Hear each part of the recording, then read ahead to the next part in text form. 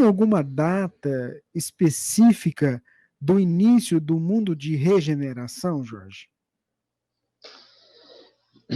Os gregos diziam que existe duas formas de contar o tempo.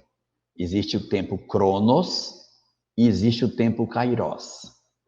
O tempo Cronos é o tempo do relógio, que a gente conta das horas. E o tempo Kairos é o tempo de Deus. Não tem ponteiro. Porque as coisas de Deus, elas não são marcadas pelo tempo dos homens. São marcadas pela maturidade da sociedade.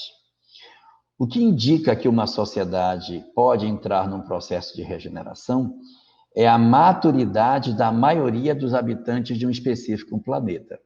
Então, quando num planeta a grande maioria daqueles que ali habitam possui um comportamento típico de regeneração, qual seja fé, senso de justiça, liberdade das suas paixões, quando nós temos isso, então é um indicativo de que essa sociedade é uma sociedade que possui a maioria dos seus habitantes vivendo esse clima. Se a gente não tem isso, nós não somos ainda um mundo de regeneração. E quando que isso vai acontecer? Vai acontecer quando a maioria do planeta estiver nessa condição. Não há datas para que isso ocorra. Nós não temos dentro da doutrina espírita nenhuma data marcada para que isso aconteça, porque senão seria negar o livre-arbítrio humano. Seria negar que o homem está sujeito às condições que ele mesmo constrói para a sua vida. Nós sabemos que a sociedade só vai mudar quando a gente mudar. Nenhum de nós na Terra ignora que a gente só vai ter uma sociedade melhor se nós melhorarmos. A cidade só será ajardinada se cada um cuidar do seu jardim. Nós sabemos disso. Mas enquanto cada um de nós não cuidar do seu jardim, a cidade vai continuar feia.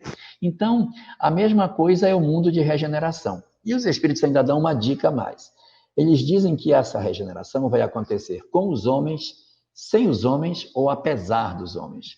Com os homens nós colaboramos, ela vem mais cedo e nós certamente faremos parte dessa sociedade, porque colaboramos para que esse fenômeno acontecesse.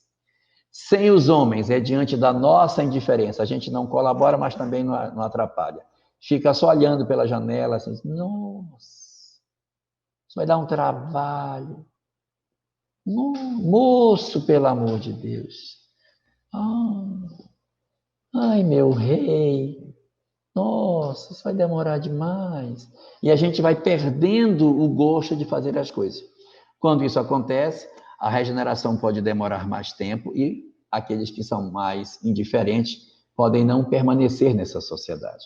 E a terceira condição é apesar dos homens, ou seja, nós estamos puxando para trás o processo evolutivo. Nessa condição, vai demorar bem mais. E nós, certamente, não ingressaremos na nova sociedade que vai surgir. Então, somos nós que vamos ajudar ou não o processo de transição. Sendo que a transição mais importante é a nossa, interior, do nosso eu, e não a do planeta. E se eu mudar, eu vou viver em regeneração mesmo estando no mundo de provas e expiações. É essa que é a condição melhor para se fazer. Mas quando você pergunta se tem uma data, nós temos no Livro dos Médiuns, o capítulo do Livro dos Médiuns sobre a identidade dos espíritos. E nesse capítulo existe um item, é o item 267, em que apresenta uma série de características que define como que você vai identificar os bons espíritos dos maus. E nesse item 267 existem vários parágrafos. E o parágrafo 8º é especificamente sobre previsão com datas, em que lá Allan Kardec colocou que os espíritos levianos preveem com muita facilidade dados e datas que não nos é lícito conhecer.